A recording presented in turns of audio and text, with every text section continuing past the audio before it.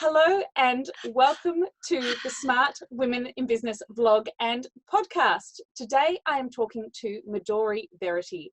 Midori is the founder and CEO of Mox Life, a certified human behavior specialist and a mindset success coach, best-selling author and show host.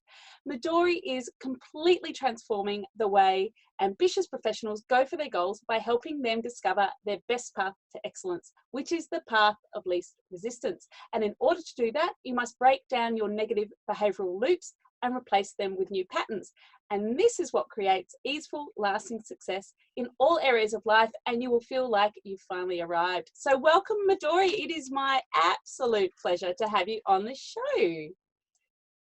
Oh, thank you, Jane. I love being here with you, especially with you in Australia and me in the United States. How great is this that we can do this? It's amazing. Yes. All the way from sunny California. I hope it's warmer there today than it is here. It's a bit cold. So tell me about your business journey so far. So how did you get to where you are today? Yeah. So I've owned several businesses over the years, kind of a serial entrepreneur. But the first business that we started was my husband and we had it for about 15 years. And I remember waking up one morning, it was my birthday, and just feeling like, oh my gosh, what have I done? I don't want to get out of bed. I just wanted to really just pull the blankets over my head and stay there for the next 20 years.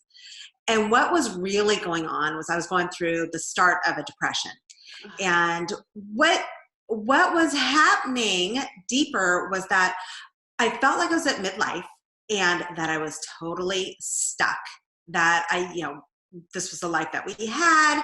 We had this business that was fairly successful, was paying all of our bills, helping take care of the kids, helping with our house payments. But I hated it, totally hated it, and felt trapped, and I didn't know where to go. Obviously, I couldn't go back to college at that point. And so through this journey that went on for about 6 months, I finally got to a point where I'm like, enough is enough. I can no longer feel stuck and depressed. And I just went on this kind of like a search, I guess, a soul search to find out what I was going to do next, how I was going to get out of this, because nobody knew. My husband knew I was a little bit bitchier, but he didn't know what was going on. So through all of this, I discovered something called neuroplasticity and neuroscience. And the beauty of this is that all it is brain. It's about our brains and how we have control through of the stories that we tell and the thoughts that we believe and limiting beliefs. We have control of all that. And so all of a sudden I started to see this new opportunity of, oh my gosh, I don't have to stay stuck. I don't have to be depressed all my life. Holy cow, I can be in control of where I'm going. So that's how it got me to where I am now. So long story short, I got out of the business that I was running with my husband. We still have that business and it's grown enormously despite what I thought, and started on my own journey. And that's what brings me here today. Oh, brilliant. I mean, I'm just in my sort of the beginning of my studies of our neuroplasticity and how we can change our brains to change our habits. And it's just incredibly interesting and really transformative. So, wow, what a journey. So, in your everyday, you mentioned you have kids. How do you manage your life as an entrepreneur? I know it's a struggle. We've just come out of school holidays, so. Well, I have to be honest, there was a time when my kids are now, I'm an empty nester now. And so my kids have gone on, but, I've had a business since they were born. And so I know the ups and downs, and I know the points where you get so stressed out, where you think, I think I'm losing my mind because it's hard to balance things.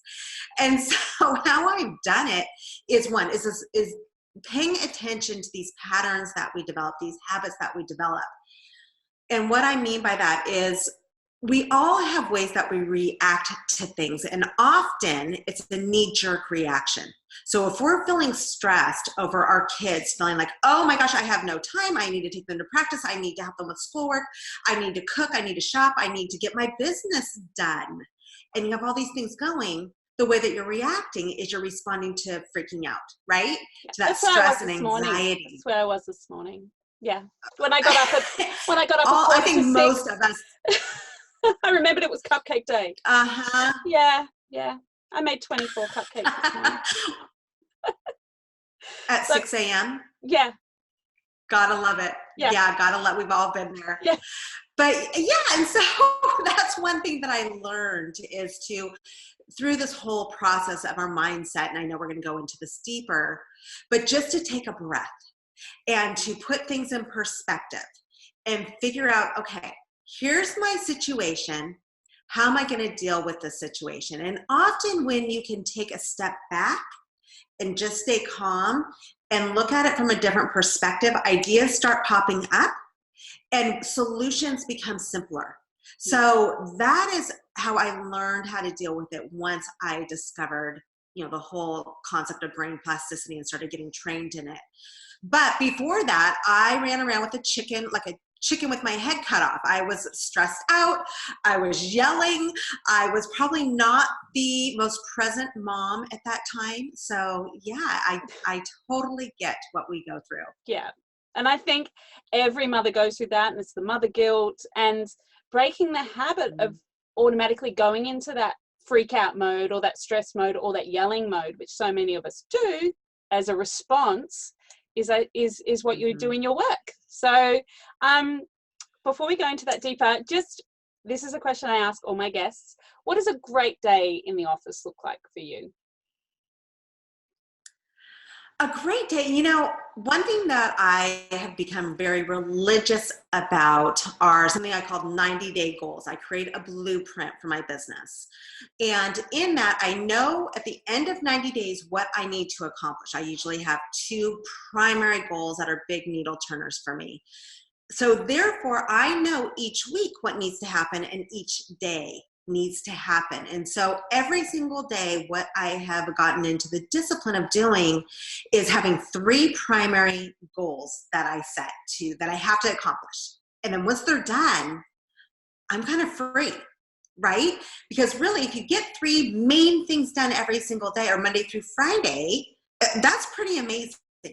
And so that's what's worked for me. And then that gives me some breathing room too, so that if there's other things that I've wanted to look into, if I wanted to watch a webinar, if I want to go have a happy hour with my girlfriends or with my husband, I can. But that's a really successful day for me is getting the 3 primary things that I wanted to get accomplished done and not losing my mind in the process. So that's a good day. Yeah, that's a great day. I'm not losing my mind in the process. It's always a great day. So do you focus those on on operations, business growth, that sort of thing? Do you divvy them up? How do you work them out? It depends on what I'm focusing on right then. I do totally believe in staying in your zone of genius. So for those who aren't familiar with that term, that is where you really focus in on what you're naturally good at.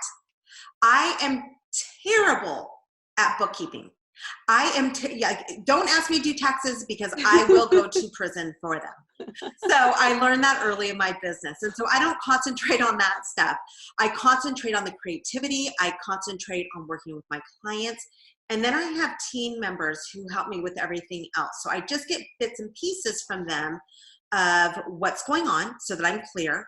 And then if we need to make pivots, if we need to have me deal with something, then I will. But I really try very, very hard to stay in my zone of genius. Does that answer your question? Yeah.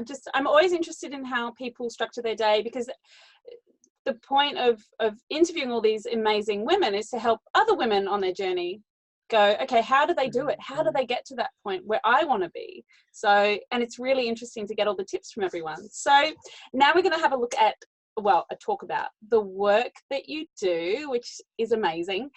So what are behavioural loops that I mentioned in the intro, and how do they impact on our lives as entrepreneurs? Yeah, so what I call it is a behavioral loop effect. So it goes like this, like you're on a racetrack that you can't get off. So how this concept works is that all of us have these beliefs, these thoughts, these limiting behaviors, limiting beliefs that we play.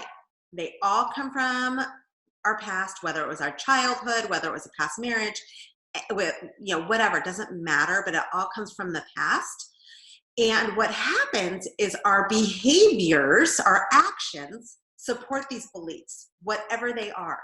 And then, of course, your results, which is the third component, reflect that. So as a business owner, what things that you can notice if you are staying stuck and you're not progressing in your business despite making goals and having an idea of where you want to go, or if you notice that you're going after these shiny objects way too often, you aren't having a structure for them. You're just kind of like, oh, this is a good idea, or oh, there's a squirrel, right? If you're noticing those things, or there's a procrastination situation going on where there's things that you should be doing, but you're staying stuck and you're not doing them.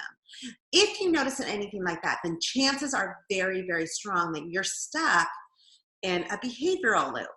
So what you want to do, there's 3 A's. I may be jumping around for you, Jane, but I just want to kind of go say That's it right now. That's how my brain is anyway. It goes together. Yeah. So there's the 3 A's, and this is super simple. We can all do it, but there's 3 A's that you want to use to start changing your behavioral loop. So the first one is awareness. You have to become aware of what is this behavior? Where's it coming from? How is it affecting me? So one is becoming aware of it so you don't keep replaying it. So it could be a scarcity mindset. It could be mommy guilt. It could be that you feel like you're not smart enough, you don't have enough education, you don't have enough time, anything like this. These are stories that we play in our head. So become aware of it. And then the next part is the action steps. So then you want to take action steps to change it. And this is where the 90 days goals come in. And then the third part of it is accountability.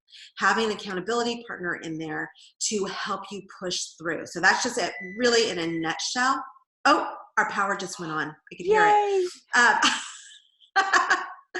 Just for all of you, just a sidebar. Our power has been out for 2 days. PG&E just randomly turned it off for I think about 2,000 homes in our area, and we're one of them. So I just heard it go back on. Yay. But anyway, yay! We have light. I can take a shower. Amazing things. But those are kind of just the 3 A's super, super fast of how to break a behavioral loop. So one, you create that awareness behind what that belief is. And then once you create that awareness and you can come up with tools, then your behavior is going to support your new belief system, right? So if it serves you better, it's going to support you better. Therefore, your results are going to change and you're going to stay focused on what you need to instead of going after those shiny objects. So that's it. That's kind of it in a nutshell, just very quickly. In a squirrel nutshell. Yeah. In a squirrel nutshell. There it is. That's big.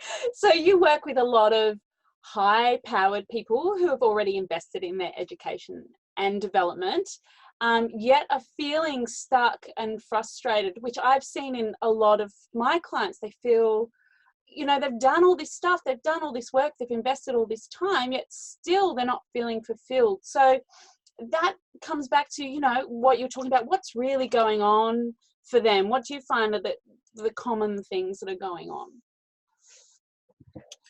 Yeah, so that is super common, especially the higher you go with your success. I was just talking with someone yesterday about imposter syndrome, where we get to a level and we're like, oh my gosh, I hope no one finds out that I really don't know what I'm doing.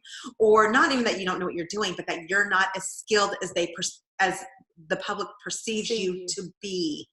This is very common for even those who have 8-figure businesses. And so what happens is we have, again, these stories. I try to keep all this super simple because it really is simple. We don't need to go into technical psychological terms because I think the simpler we keep it, the easier we can deal with it. So we have these beliefs that are going on that we're replaying. And that's usually what happens. I have clients who come to me with 2 PhDs, or they've been in business for a long time, but they're feeling stuck and they're feeling like they're setting these goals, but they're not being able to achieve them for whatever reason. And when we dig deeper through, we have an assessment that we do that's pretty intense. It's very scientific. I did not design it. It's been around for decades. But when we start digging deeper using this assessment, we can see these lips that they were blind to. And it's amazing. So once we can bring that awareness to light, then we can deal with it. But there's so many people get stuck in it. And usually the people who are new to business might not realize yet that they have these behavioral loops. It takes those who've been doing it for a while to start feeling like, holy cow, what is going on? Why can't I make that next $100,000? Even though I've been doing this so long and I know my business.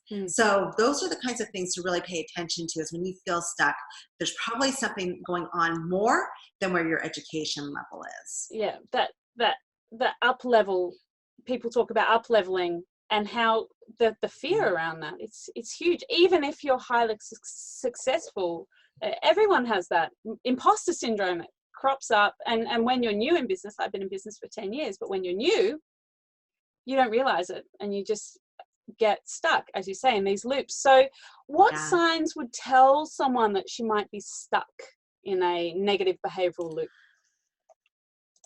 Yeah, so that's, going back to something that we discussed earlier. When you start noticing, maybe you have a plan for your business for the year or for the 90 days or however you structure your business, but you're like, you know what? I think instead of going after this goal, this looks really good over here. Someone told me about that. I should start selling these products. And you start veering. I totally should. Whole lot. Yeah. Right? Yeah. Oh, maybe this is better. I think this makes more sense for me all of a sudden. And so, those kind of things. Or if you're noticing that you have these things that you should be doing. Maybe you're supposed to be writing a blog post. Maybe you say that you're going to do videos. Maybe you have plans to do a retreat, or for your, with your employees, you want to have this big meeting, this big exciting thing going on to get your employees to the next level. And these things aren't happening. So that's procrastination. That's another big sign that there's something going on. I want to back up a little bit to what we were talking about a second ago about those who are, they feel like there's imposter syndrome going on. I'm not educated enough, or whatever it is. When you're going to a next level, often you need a new mindset, because the mindset that got you to 6 figures is not going to be the same mindset that gets you to 7 figures. And it's very important to recognize that. The quicker you do, and the quicker you get help for it to help you get to that next level, the quicker you're going to feel that momentum and stop getting so frustrated from it. Brilliant. It's just so interesting that we don't learn mindset in school. We don't get taught anything about when we're at school about, even budgeting would be helpful, but how much of a role your brain plays in your day-to-day life and how it can help you in business. So in the work that you do, what makes your approach unique? What makes it different? Yeah. Well, like I said, I've owned several businesses over the years. Some have done very, very, very well, and then others have flopped. And I have felt stuck before. I have felt frustrated. I have felt completely so angry. I wanted to punch somebody in the face. And I've cried for days and days and days because I was stuck. So I understand where they're coming from. And I also have the business background to help them recognize it and get through it.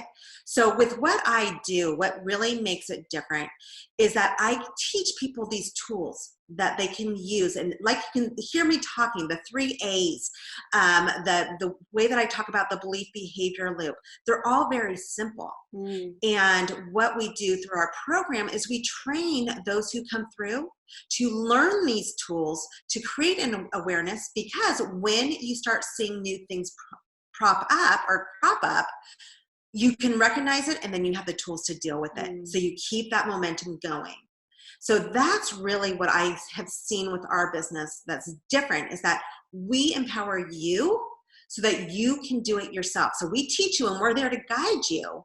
But then later on, 5 years down the line, you still have these tools and you have a new mindset and you have a new lifestyle that serves you really, really well. Yeah. And it's about empowering yourself to change your own mindset, because no one's going to do it for you. So what's the first? No one's going to do it for you. I'm learning that the hard way at the moment. So what is the first step? Yeah, I'm right there with you, babe.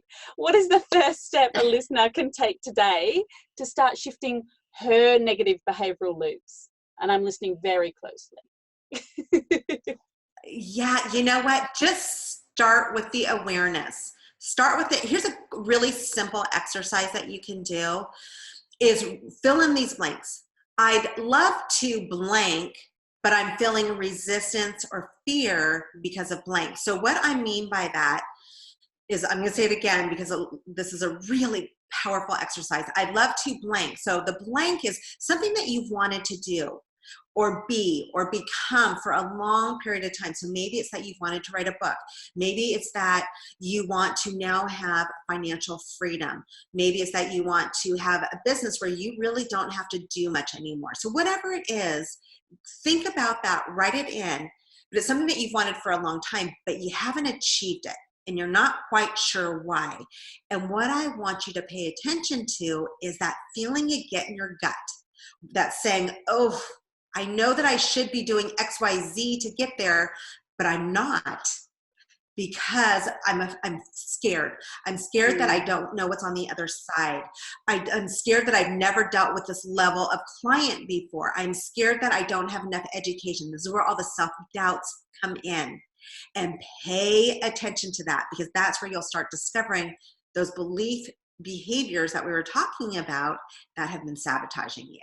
Yeah, and self-sabotage comes up. Imposter syndrome, self-sabotaging, are very consistent things that I see with people who are in business, not just women, men too, but women, I think, have a tendency, maybe we're more self-critical. I don't know. So yes. We're nearly at the end of our talk, which has just been amazing. So what is your why? What keeps you motivated in your business? I've been through it all. I've been, for me, I love business. It's my habit. It's my hobby. I don't garden. I'm a terrible cook. I really have no other great skills, but I love business. Thank God I have that. So I do, because I love it and I love the challenge and I love seeing the results of a business. I also have been on the other end where I get super frustrated because I'm not seeing the results, or because things seem so hard, or I'm feeling challenged, or I feel like there's a wall. And I mentioned this earlier, that I just want to shrink and disappear because I'm playing at a higher level. And so that's what keeps me motivated, is that I see it in other people. It's easy for me to see it in a client. When they start talking to me, I'm like, oh, there it is. And then helping them break through, because it really doesn't take that long. And when they see those lights going off, there's nothing better. Because as women, we need to support each other. And when we do, we empower one another. And it's the most cool thing, because then we bring it back to our homes, our communities. That's the beauty of women. We just and that's how we're changing the world. Yeah, that's right. That is how we're doing it. True. Yeah. Slowly but surely, we're getting there. So we are. So what are your, top 3, number 1 tip for all the smart women in business across Australia and the world? Number 1 thing in their business. What's your tip? Stay in your zone of genius. Zone of genius. It helps you stay focused. It helps you not get so frustrated. It helps you just advance because you're doing what you love, and let the others do what you're not so zone of genius in. So that's the number 1 thing I've seen. Don't go to prison over your bookkeeping. So not worth it. Nah. But that's the number 1 thing that I see. Yeah. Brilliant. Thank you so much. So we're coming to the end of our chat, and it's been amazing, and your work sounds incredibly transformational. So where can everyone who's listening or watching learn more about you? Obviously, I'm going to put your links in the show notes so everyone can have a direct link to you. So tell me all about it. Yeah, the easiest way is just to go to the website, themoxlife.com. And then moxlife.com. And you can email me from there, but there's all kinds of free resources for you. There's a really fun little survey there that may help you recognize those beliefs that are getting in your way. But yeah, so that's a great resource to go to. Oh, brilliant. I'll make sure that's all in the show notes. And I really appreciate your time today, Midori, despite not having any power. Well, now I do. So this was a good omen. That was me coming in from Australia going, yay. Well, thanks so much. And maybe we'll catch up again and it'll be fun.